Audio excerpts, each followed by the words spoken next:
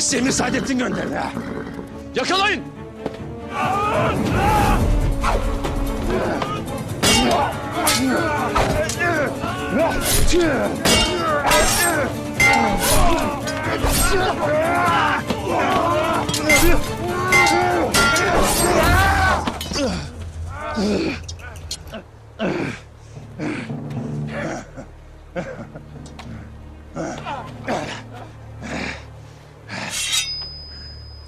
Ares.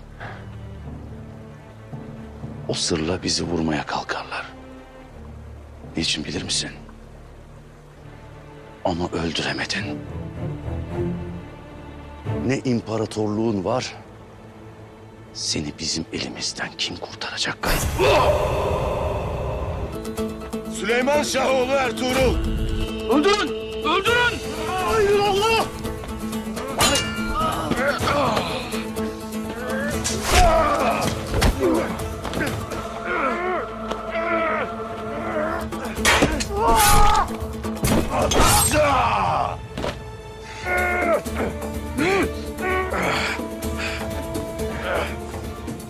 Etme Ertuğrul Bey.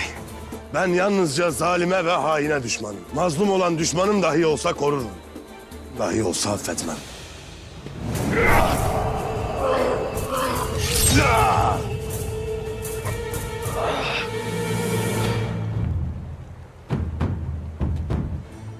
Saadettin'e yollayasın.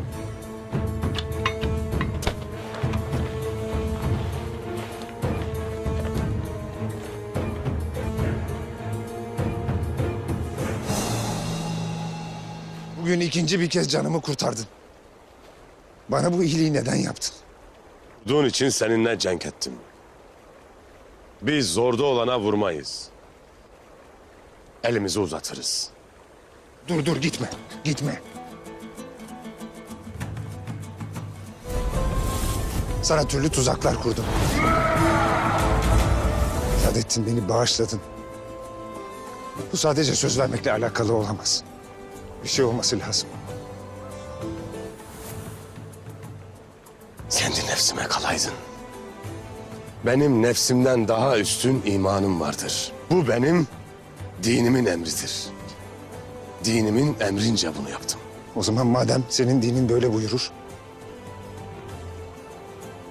sen karşısında durulacak adam değilsin Ertuğrul. Lütfen. Söyle bana. Dinine girmek için ne yapmam lazım?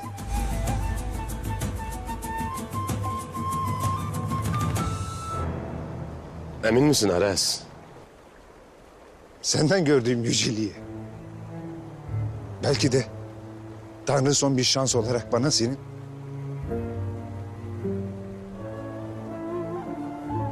Lütfen.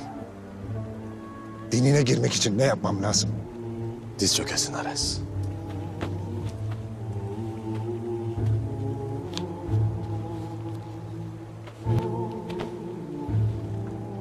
Eşhedü en la ilahe illallah ve eşhedü enne Muhammeden abduhu ve resulü. Ve Resulü.